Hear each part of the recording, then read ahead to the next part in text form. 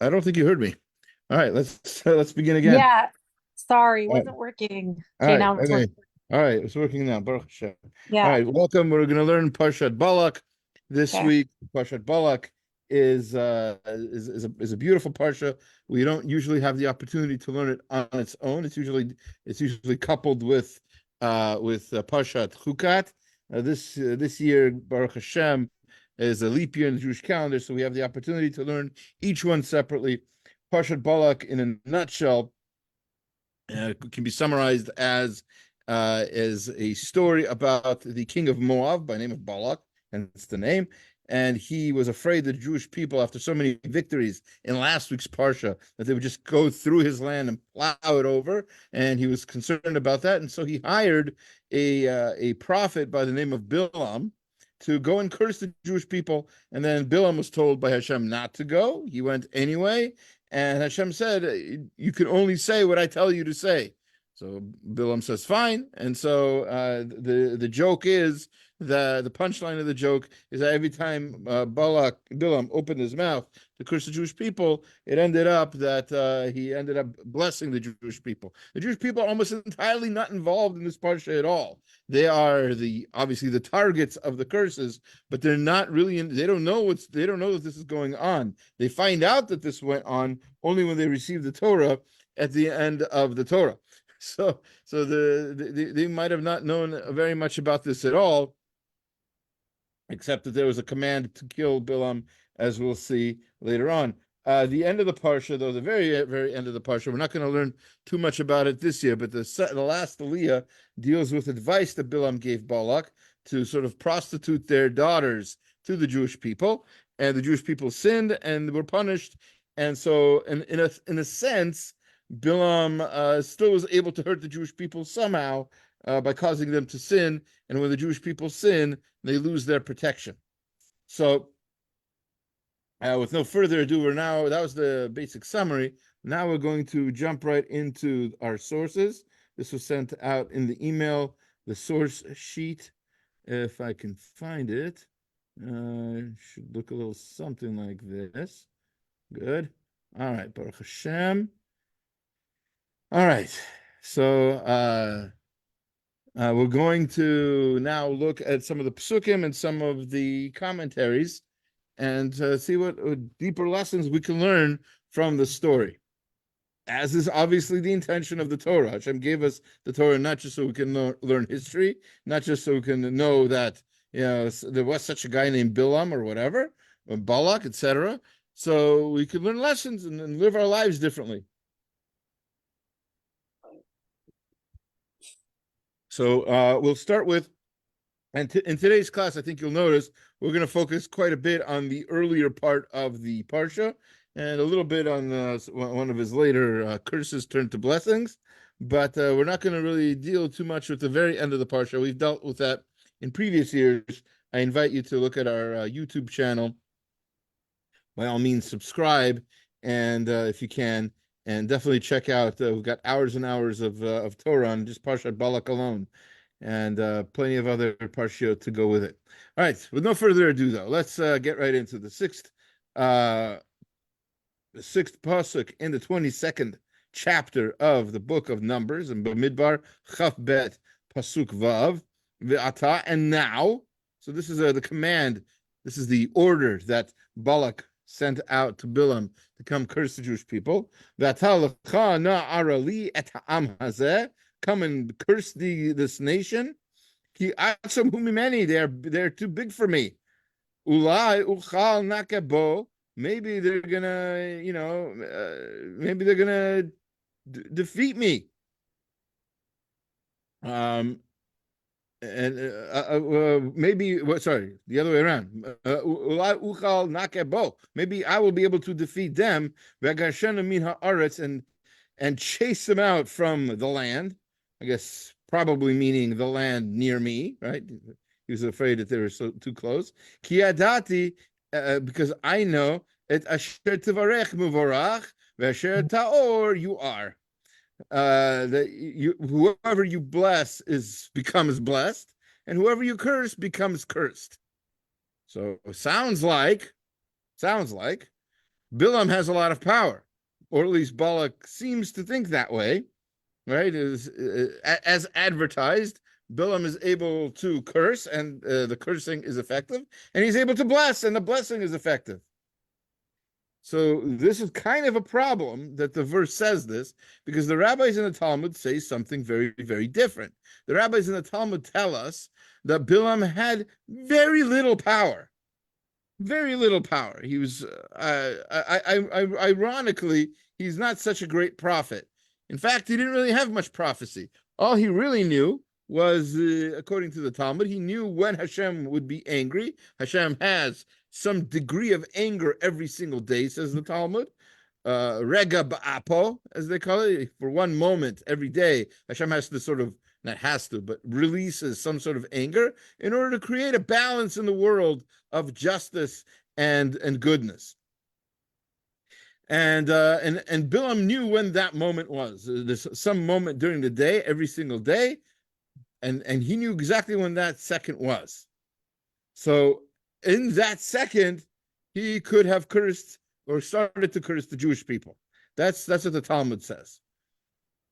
So if that's true, and we have no reason to doubt the Talmud unless we're going to be very foolish about it. So if that's true, then why does Balak tell Bilaam, whoever you curse is cursed? Okay, that makes sense. But whoever you bless is blessed? It doesn't sound like Bilaam has the ability to bless. He only has the ability to curse. Furthermore, just to throw this out there, if Balak really thought that Bilaam had the ability to bless, then he would have asked at some point for a blessing, right? He's about to fight the Jewish people. He's about to go to war. Instead of cursing the enemy, bless me. Make sure I win. Make sure I'm successful. It seems like he doesn't really feel that that's going to be possible. All right. So with those questions in mind, let's look at the Rabbeinu Bachai, right, the student of the Ramban, and he quotes this verse. I know whoever you bless is blessed. Malamed shehaya muchzak shekalkalato chala al hamakolel. Whoever he is able to, it was a known thing that whoever he had this reputation that he was able to effectively curse people. So it's even the curse of a hedyot, of a minor person, shouldn't be scoffed at. You never know when somebody's curse can be effective. Whatever that means, there's a whole other discussion that's worth talking about. I know we've had this in previous years from Nechama Leibowitz, a whole essay about what exactly can a curse do. Right? You can't change Hashem's mind. If Hashem says that you're blessed and some Joe Schmo comes out there and curses you, so what's that going to do? How's that going to affect anything? So that's a whole other discussion on its own. The simple answer would probably be that everybody, to some degree, nobody's perfect. Everybody's made mistakes. And what the cursor what anybody has the really ability to do is to point out to Hashem to judge somebody. And if Hashem were to judge somebody on a completely din level, on a completely level of justice, what's right and what's wrong, everybody can be found to have something wrong in their behavior. I mean, most people. I mean, obviously, present company excluded. All right, so V'dat hachacham Rabbi Avraham. So now he's going to quote Rabbi. Huh? Is there a question? Oh, sorry. So he says now he quotes the opinion of Rabbi Avraham. Rabbi Avraham is Avraham ibn Ezra. The Ibn Ezra is how he's usually called, or the Ibn Ezra, as they say in yeshivas. All right, Zichrono Livracha. Shemitoch chachmat hamazalot Shaya Yodeh Kishahaya Roa Mizalo Shal Adam Shaya Bishafa Vigia Et Rato Haya Mikalal Oto. So Ibn Ezra says that Bilaam had the ability to look at somebody's mazel, at somebody's, astrological sign, right? And figure out, I guess he was able to read fortune cookies or whatever. Right? And he could sort of guess what a person's weakness was, spiritually, and attack a person from there.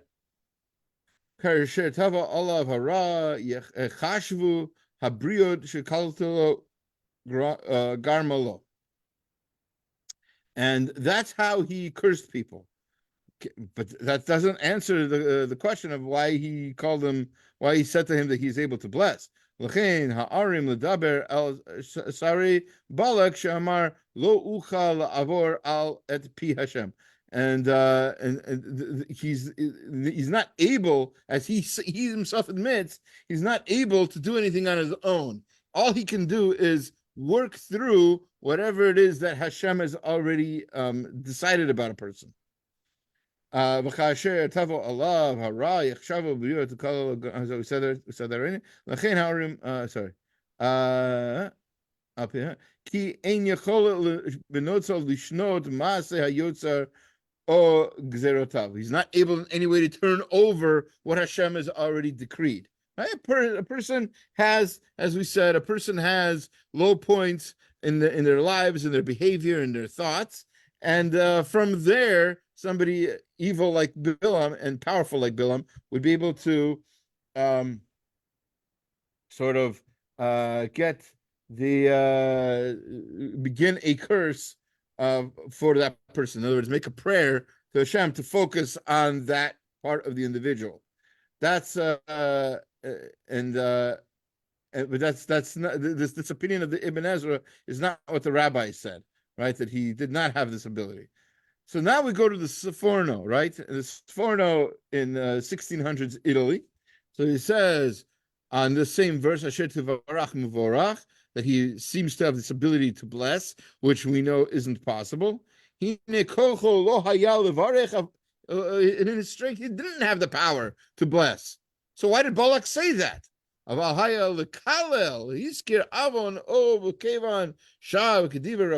He knew when people would sin. He knew how people sinned. He was able to curse people like that, as the rabbis have said. And that's why, as we asked before, and that's why Balak didn't ask Bilaam to bless him. If Bilaam would have had the ability to bless, then Balak would have said, bless me, give me a bracha that I should be successful. But he doesn't do that. Or something like that. So why did he say that I know that whoever you bless is blessed? He's not, right? He's not able to bless, right? So he said that, and there's the important word, L'chvodo shel Bilaam, for Bilaam's honor, for Bilaam's glory. In other words, Balak is lying. Bilaam knows Balak is lying, but that's how people like that who think very highly of themselves, that's how they act. They're like, oh, you're gonna pat me on the back for this thing I know I can't do? All right, let's do it. Right? He knew for sure only one thing, and that is that Bilaam had the ability to curse only and nothing else. And that's a very important idea, really. Like I said, we learn the Torah, we learn these stories, we can step back after we read a comment like that and think for ourselves for a moment and think, how am I like that? How many times do I get complimented for something I know I can't do? And obviously the person complimenting me knows I can't do it or knows I didn't do it. And the compliment is just to oil me up, make me feel good about myself when maybe I shouldn't, and to take advantage. And that's how a lot of times, especially people like Balak, people who are manipulative, that's how they take advantage of us. They say really nice things, make us feel really good about ourselves, and then do what they want, because how are we going to disagree with somebody who's saying nice things about us? All right, let's go a little bit further. So chapter 22, verse 21. We're skipping a whole, like, almost 14 verses, 15 to be exact. All right. Chapter 22, verse 21. So Bilaam was told to come. He said no. H-Shem told him to say no. He said no. Those messengers left. Other messengers came. They said, please, Bilaam, please come with us. He said, let me ask God. He had a dream where God told him, don't go with them, don't curse, etc. Okay, and then he says, Bilaam, okay, fine. If you do go, then make sure you only say what I tell you to say. And so the next morning, Vayakam Bilaam Baboker. Bilaam got up in the morning, the very same phrase that it said regarding Avraham, when Avraham was ready to do the mitzvah of the Akedat Yitzchak. Vayakam Avraham Baboker. Avraham got up early in the morning. V'yachavash et atono, and he saddled his donkey. This donkey is going to play an important role in the story soon. Vayelech im Sari Moab, and he went with the messengers of Moab. So says Rashi, beautiful Rashi. He learns two things from this verse, both of them sort of very similar. So Rashi says the fact that he saddled his donkey, mikan she'asinem mekalkelet shel et hashura. So here we see how much hatred he had, right? Shechavash bo hu ba'atzmo. He saddled the donkey himself. He was a rich man. He was an important man. He had servants who could have done the work for him, but he didn't want to wait for them to do it. He wanted to do it himself. He was so eager to curse the Jewish people, he went and saddled his donkey himself. That's kind of like, in nowadays terms, it would be kind of like a billionaire going and he's being so anxious to go somewhere that he himself takes his limousine for an oil change before the drive. Right? He's got servants, he's got a driver, he's got a butler, a maid, he's got groundskeepers, he's got a ton of people who work for him who could go and take care of the car, but he is so eager to go somewhere, to a rally or whatever, to a convention, that he's going to go and get an oil change for his limousine himself. That's basically what's happening here. Amar Kadosh Baruch Hu Rasha. Hashem says to him, again, allegorically here, you evil people, you evil person, kvar kadamcha Avraham avihem. Avraham, our ancestor, already did this. Sheneamar v'yashkim Avraham baboker v'yachavosh et chamoro. So Avraham got up early in the morning and saddled his donkey. That's a story, like I said, the Akedat Yitzchak. Now, that's not the only thing it says in this verse. Let's just finish off the Rashi, even though I don't have very much to add to this particular idea, but just so we see that this idea follows through in the rest of the verse, because it says, and he went im Sari Moab, with the messengers from Moab, where the verse could have ended before that. The verse could have been Vayakam Bilaam baboker v'yachavosh et atono vayelech, and he went.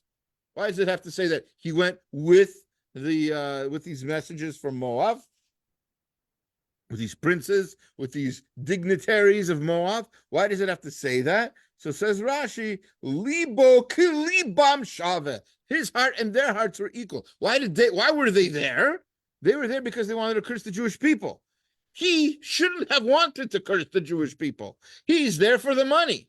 He's just a paid gun, a paid assassin. His emotions and his feelings shouldn't matter at all, but they do. He feels exactly the same way about the Jews as they do. They might have a reason to hate the Jews. They're afraid of them, right? They're afraid that like we said earlier, the Jews, wiped out all these other nations on the way to Moab, and here they are scaring Moab. So they have reason to be concerned.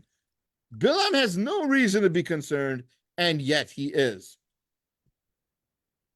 So this whole idea of sort of like getting up early and being anxious to do something. So this is something worth talking about in terms of of our own growth. And to help us out, I'm going to turn to the Ali Shur, written by Rav Shlomo Wolbe, my Rebbe's Rebbe.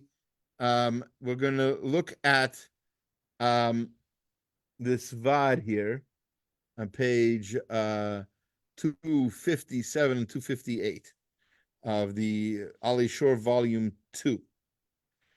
So the fifth Vad there. Anu Metudim b'Yom HaKippurim. We say in Yom Kippurim, one of the Al-Chaitz that we're going to be saying, God willing, in a few months, is Al-Chait Shatanu Lefanecha Beritzat Raglaim Lahara, that we used our legs to run to do something bad.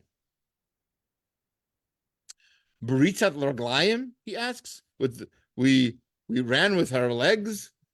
No. Hello, ani rasti. I wanted to do it, not my legs. Why am I saying why am I blaming it on my legs that my legs ran? I ran. Aval higia na ba'atzmo im ada mit chashek lo mashahu b'bli l'chshov b'bli laham lahit mahma kvar hu ratz l'hasigo mamash ki'ilu raglayim ratzu l'atzma. When somebody wants something, it's almost like your whole body wants that thing. And it's as if your body, in the case of like in Yom Kippur, when we're saying we're sorry for the fact that our legs ran to do something bad. So it's our whole body wanted it, and we use our limbs, the same limbs that were given to us, the same limbs that are being supported and being nourished by Hashem. We use those same limbs to do this bad thing. Zehu kocha shel hatava. This is this strength of desire, of lust. Kishehi sholetet ba'adam, when it takes hold of a person.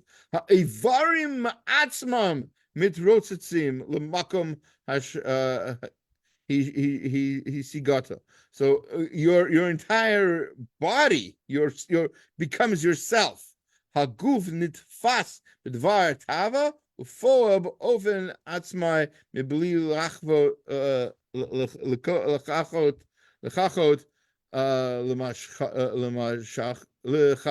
lemachashva ulechalta shel ha'adam. Right, so it's almost like we don't have a power to control our limbs at that point, but obviously we do. So how do we channel that to something good? Al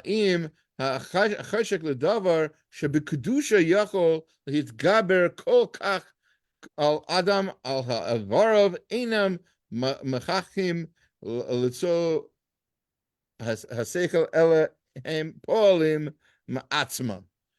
How is it that we can channel that and use that same energy, use that same enthusiasm that we have when we run to do something bad? How do we use that same thing to do something good? This is a very high level, right? This is not an easy thing.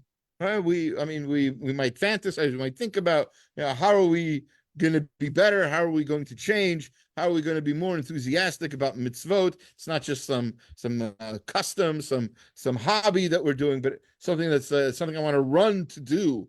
Somebody who wants to, desires to, like, let's say, a man who wants to go to minyan in the morning, right? To wants to get up early, right? To come to the earliest possible minyan. I'm not talking about because they need to, because of work or whatever, but or they have a yard site, but they want to dive into Hashem and they want to do it at the earliest possibility. They're anxious to do it.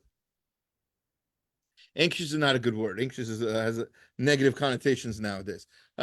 He's eager. right? Let's use that word. He's eager to do it. So how do we get to that point where ritzat haraglayim latov, to run to do something good? Ulam yesh madrega kazot, there is this level. It says in Tehillim, says, he quotes David HaMelech in Tehillim, Chashavti darche ashiva ragle al edotecha. He says in Tehillim, I thought about my ways, and my feet turned me to your path, to your testimonies. So every day he would want to go to a particular place, dira plonit, which is a certain place, and he holech v'hayu ragle meviot oto lebate knesiot lebate midrashot. And Baruch Hashem, every time he wanted to go to one particular place or another particular place, his feet would lead him to a shul, would lead him to yeshiva to learn. Chashko shel David HaMelech alav shalom b'Torah haya ko gadol she'evarav nitpasu b'atzmam. His love for Torah was so great that his body parts, his limbs, his legs wanted to do the right thing, and took him to the Beit Midrash.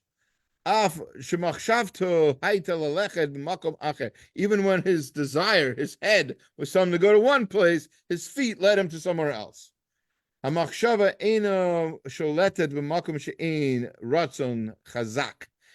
thought cannot lead a person to a place unless the desire is great. In other words, we need to work on that desire. Once you have a great desire to do the mitzvot, your limbs will just take you there. Ki haita lalechet. Oh, sorry. Ki haratzon haya koach yoter gavoa v'yoter chazak mehachmachshava. So your desire is greater than any philosophy you can have, right? You have to create a desire to do the right thing. Hu gadol shel ava mekalkalet et hashura. So that's that level of the same level that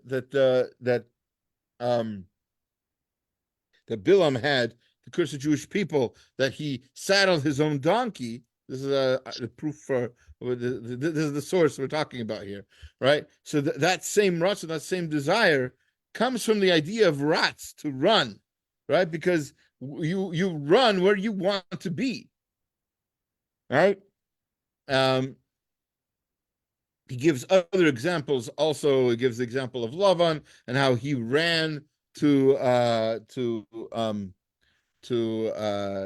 Eliezer when he saw his sister Rivka wearing all those jewels, right? So we also know there's an idea in the Mishnah of Ratz Kitzvi, to run like a deer. So he quotes the Mesilat Yesharim. The Mesilat Yesharim, it's talking about this idea of eagerness in doing mitzvot. And he says in the Mishnah, right, Ratz Kitzvi, run like a deer. Why a deer? What's with the deer? So a deer seems to want to go places. It's not like it's only running because it's running away, although that's also true. A deer also runs. It seems to want to run, right? That's how we should do. That's how we should be with our mitzvot. We have to sort of like create a desire inside ourselves. Says the Mesilat Yesharim, as he's quoting, basically we have the physical world, and we have inside of us, we have a soul, and we have to try to get our soul to feel the need, the desire that will then be absorbed by our physical bodies, and our bodies will run to do the right thing. That's this idea of the mitzvah of zrizut, and this works in all areas of Jewish life. not just Jewish life, but even in relationships. If you care about somebody, if you care about something, you care about learning Torah or davening or any kind of mitzvah, a chesed or anything like that, then you have to, if you want to have that kind of attitude where you're running to do it, as the Mishnah says that we should do, the only way, the only eitzah, the only solution to that lack, to not having that feeling, is to sort of incorporate that into you, to love the mitzvah, to learn about the mitzvah till you love it, to appreciate its benefits, if that's what works for you, or to appreciate how it helps other people. And like that, mitzvah observance can be very not only enjoyable, but also much more powerful. All right, let's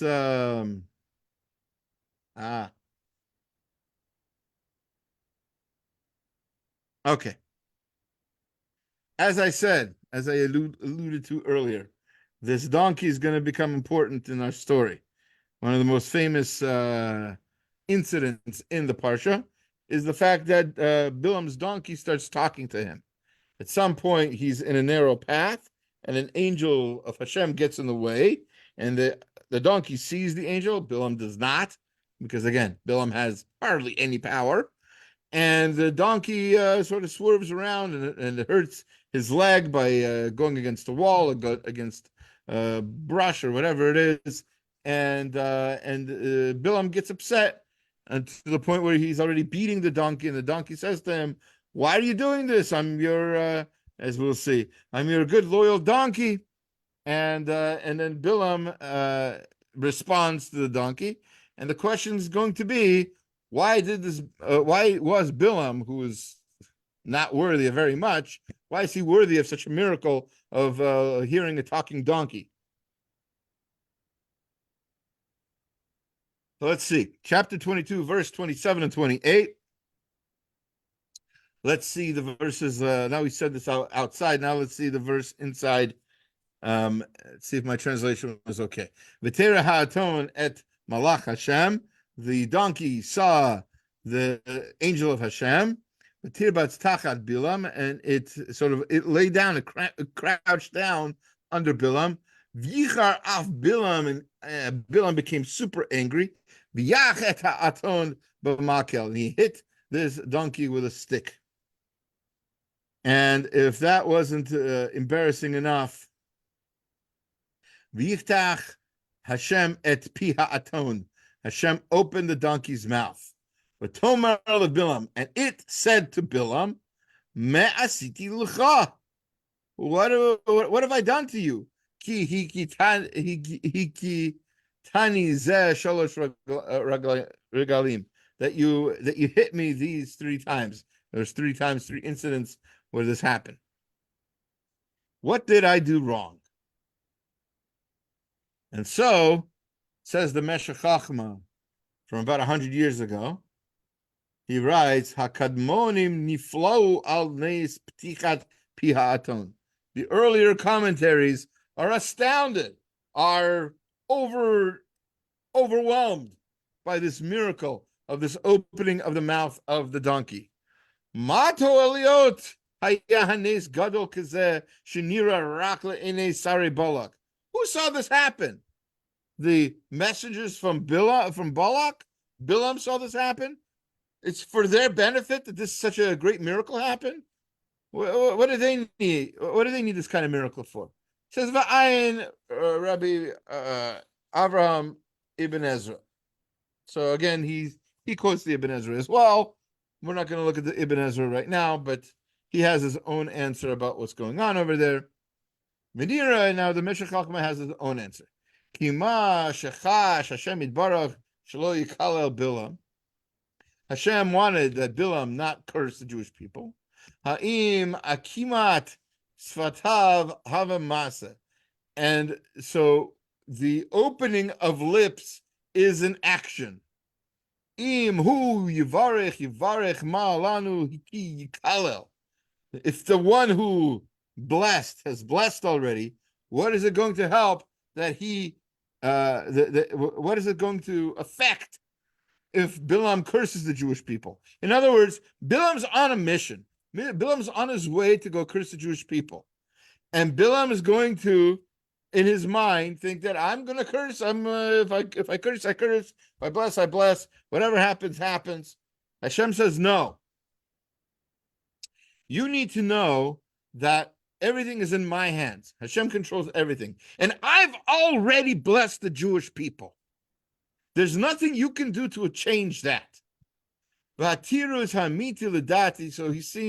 it says the Meshech Chachma, Ki Ratza Hashem lahatil imatan shel Yisrael al kol malkei eretz Yisrael v'chol malkei hagoyim.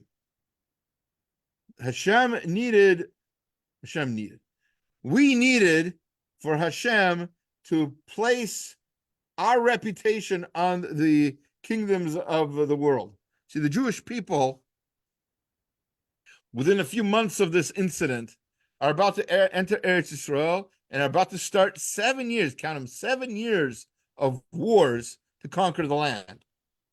Basically, the entire book of Yeshua. And before that happens, we need our reputation to precede us, that we're protected by Hashem. Asher lo yavo l'orer karav ravavos alpha Yisrael, so that they don't get the idea that they can conquer the Jewish people. Achen bevilam shehu haya nichbad b'chol hagoyim u'malchutam.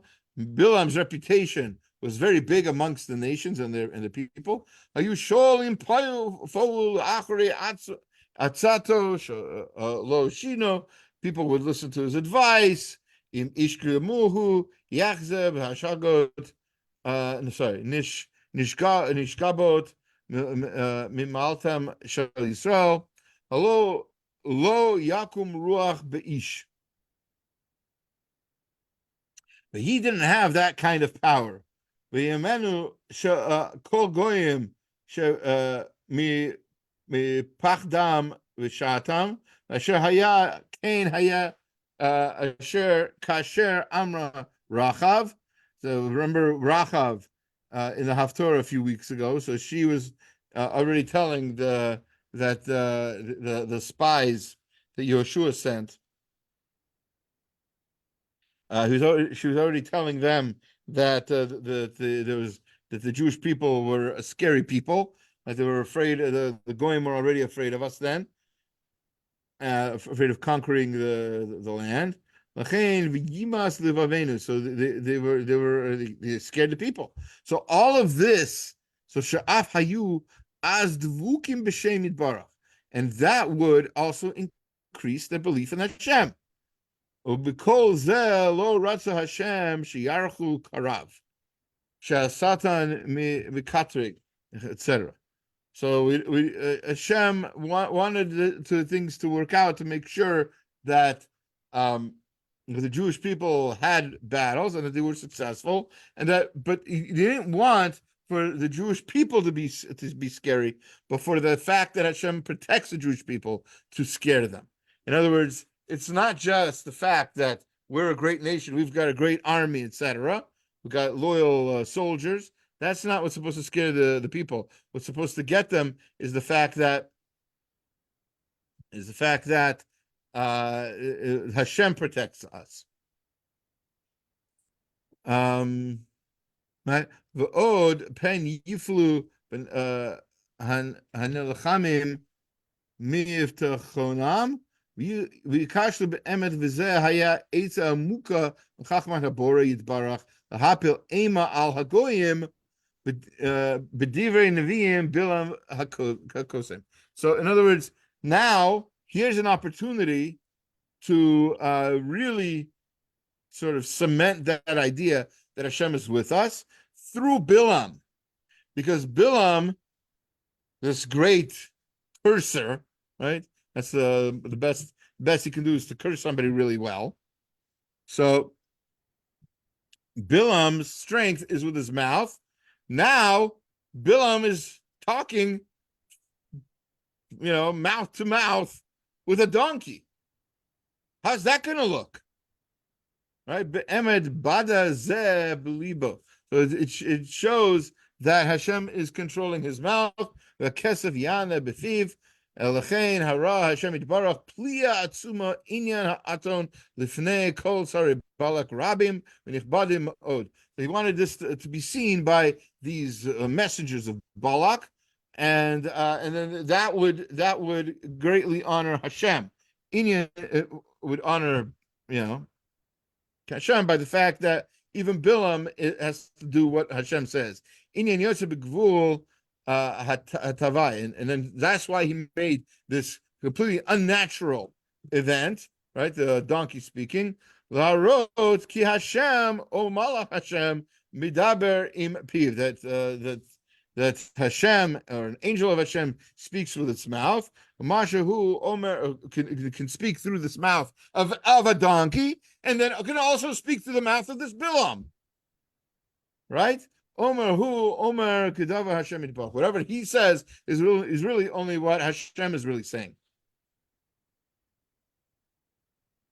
Yavi mizeh hatoliot hanirtza, and that's a very important purpose of this miracle. Kamoshavarno, as we explained, heaven and understand this. V'zesha amr b'sof im tegide hule v'hayinu hu devar zeh shehatminu upachto shelo yada ha'ish shebezeh yachzor rucham v'roem shemitpachdim mehem.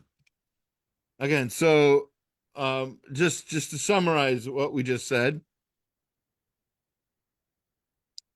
this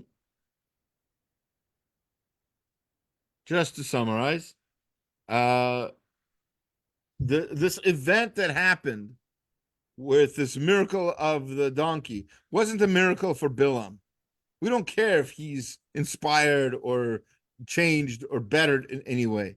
Hashem wants for the nations of the world to know that Hashem is with us. And that's why this miracle happened, to emphasize that indeed we have they have reason to be afraid of the fact that Hashem is on our side. Okay, now let's fast forward a few chapters to the actual curses turned to blessings that Bilaam uttered. And we've already spoken about a few of them in the past years. And I think it's good to have a little commentary here and there on the different ideas that are mentioned. This next piece, I get questions all the time as a rabbi. I'm sure all Jewish people get these questions, but maybe rabbis get them more often. Get questions about what do we believe in terms of what's going to be when Mashiach comes, what is Mashiach, etc. This chapter, these curses that turn into blessings from Bilaam, these are the closest that the Torah gets to telling us what's going to be when Mashiach comes. You have to read it with some commentary and try to understand it, but that's, God willing, what we'll try to do. So he says in his, one second. So he says in his, in this blessing, right? Erenu v'lo ata, asherenu v'lo karov. I see it, but it's not now. What I can imagine isn't happening too soon. Darach kochav mi Yaakov, a star will come from Yaakov, v'kam shevet Misrael, and a scepter, that's the thing that a king holds, the stick, shevet, will come from Israel, machatz pate Moav karkar ho b'nei shet. It's going to smash the head of Moab, and it's going to break down the children of Shet. Shet, of course, being one of the sons of one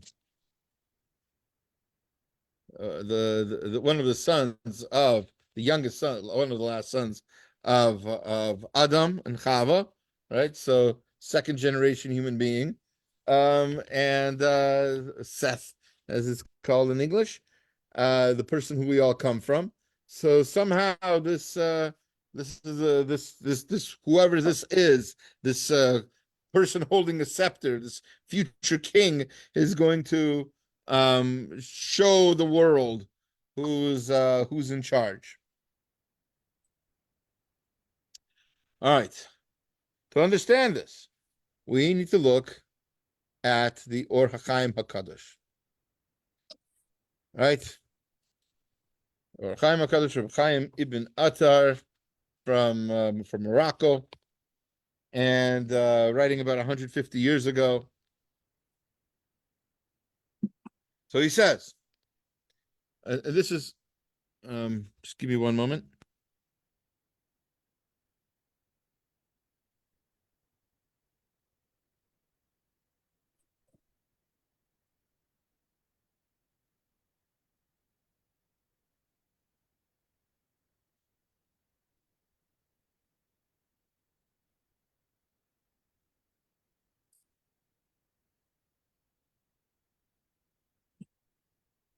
Sorry about that.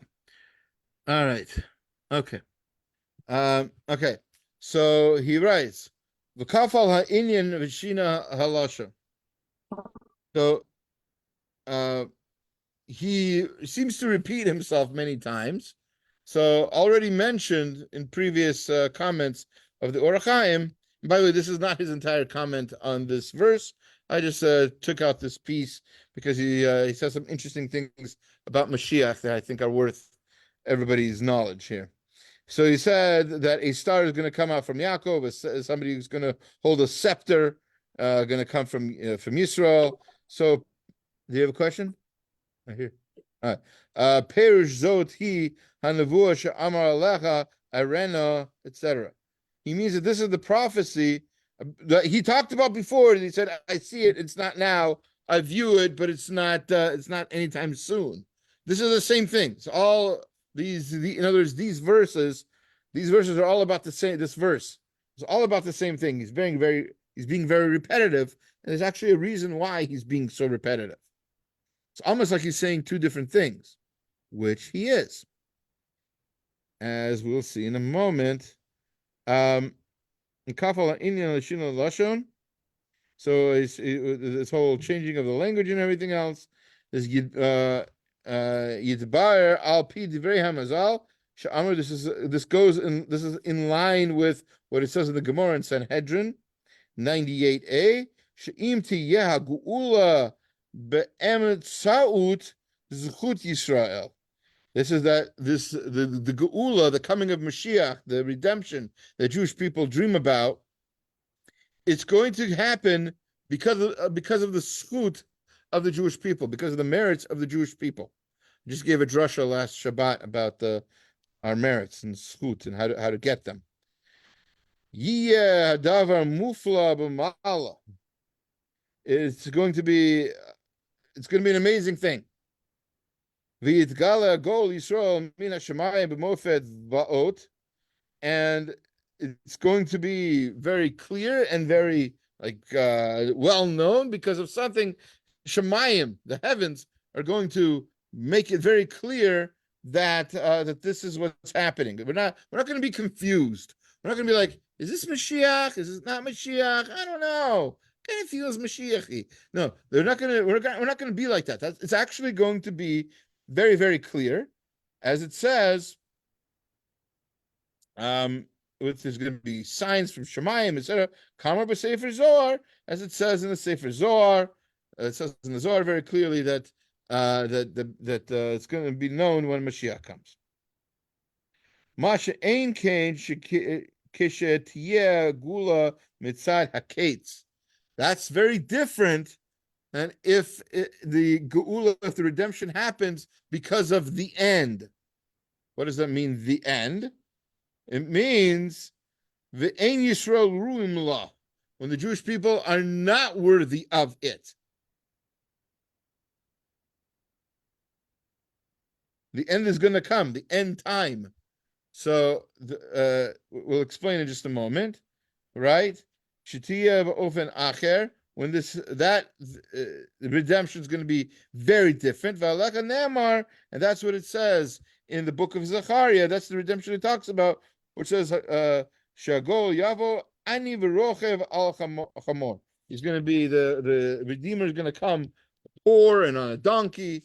In other words, what he's about to tell us is that there are two, and that's why there's so much repetition going on in this verse. There are two possible ways that Mashiach could come. He could come from our merits. We've earned it. We Jewish people, we've done the right thing. We've been in Or LaGoyim. The Goyim are doing the right thing. The world is a better place. There's a lot more tzedakah. There's no more war. Everybody's kind to each other. There's no immorality. It's a beautiful world. And when that happens, Mashiach is going to come, and it'll be beautiful, and it'll be clear, and it'll be obvious that it's Mashiach. There'll be no doubts at all. That's if we deserve it. If we don't deserve it, then there happens to be a sort of doomsday device built in, a timer, say, in terms of when Mashiach has to come by. And if we still haven't earned Mashiach by that time, then Mashiach will still come. But his coming will be very, very different. It won't be the obvious, clear, obvious Mashiach situation. There's going to be doubt, and there's going to be darkness, and Mashiach himself is not going to be this great, he's going to be a great person. But it won't be, he won't be, the wealthy, obvious choice for Mashiach. He'll come, as a poor person riding a donkey, at least allegorically, if nothing else, and it won't be clear that it's Mashiach. He continues, and that's what it means when Bilaam said here, Keneged Gulat H-Shem. He's talking about a Mashiach situation where it will be hurried up, right? H-Shem, shehi emtzaut zchut Yisrael. There's a kind of Mashiach situation where instead of this end date, instead of the timer being over here, it's going to be sped up. And Mashiach will come earlier because we deserve it. She'ramaz b'ma'amar erenu lo ata. That's what it means when he says, I see it, but it's not now. Amar darach kochav, he also said, his star is going to come out. She'yizrach hagoel mina shamayim. That means that this Redeemer will be like from Shemayim, right? It's like a star. It'll be an obvious thing. That's the star Mashiach, right? Excuse me. All right. Gam Ramaz L'Kochav Sheyotze Emtza Shemayim L'Neis Mufla. That's like what just like a star is obvious. So will this Mashiach's coming will be very obvious. It's an amazing miracle that it's him. Kamur b'Sefer HaZohar, as it says in the book in the Zohar, as we described before. Basically, it says in the Zohar there, it talks about that there's like a star that Hashem is going to show in the middle of the heavens. It'll be like a big bright light, like a spotlight from Shemayim, and it's going to be like 70 paths of light, 70 streaks of light coming from it, and the star is going to move from place to place. It's going to be like a big spotlight on Mashiach, basically, and the 70 nations. And that's so it says more over there. Anyway, be it as it may, that's the whole idea. That's the kind of Mashiach that Bilaam is talking about here. This miraculous Mashiach, ukeneged guulat beita, and that's when he says in its time. Shuramash b'amar ashurena v'lo karov. That's what he says. Somebody who's carrying a scepter is going to. Sorry, he's going to. I see it, but it's not now. I'm a Rakam Shevet Yisrael. He said that there's a scepter bearer who's going to come from Yisrael, from the Jewish people. Perish Yakum Shevet Echad Yisrael Derech HaKamim Olam Derech Teva. So it means he's going to be a certain king, and he's going to rise up the way normal kings rise up. Right? He's going to be a normal leader, a great leader, He's going to be a great speaker, perhaps. He's going to be very powerful and strong, maybe a great, strategist, an inventor, who knows, right? Like great leaders of the past. This will be another great leader. Al derech omer u'shafal anashim yakim Allah. And this fits in with what it says in the book of Daniel, that he's going to be just the regular people are going to be doing it. Shavo ani v'rochav al chamor. He's going to this humble person, a poor person riding a donkey. V'yakum v'yimloch. Either way, Mashiach will come, and he's going to be the king of the Jewish people.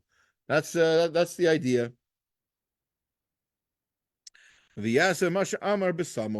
And we'll do all the things that it says he's going to do at the end of the verse. He's going to, bring the Jewish people to Eretz Yisrael. We're going to learn Torah. We're going to do mitzvahs. We're not going to be controlled or suppressed by any other people. That's the idea of Mashiach from the Jewish perspective.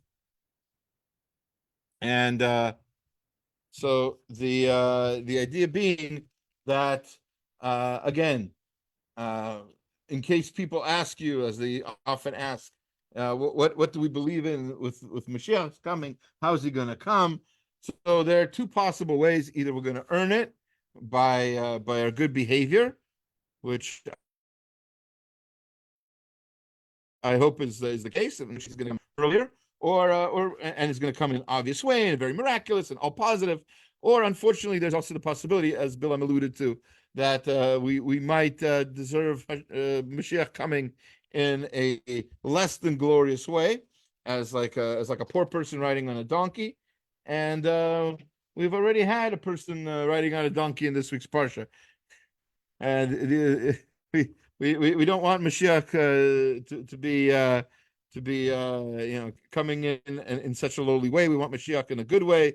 We want to earn it, and God willing, as we listen to the Torah and learn the lessons and behave with that kind of enthusiasm that we talked about today, and behave with that sort of sensitivity that we talked about today, that's going to sort of speed up the coming of Mashiach. You should come before that deadline, and it should all be miraculous.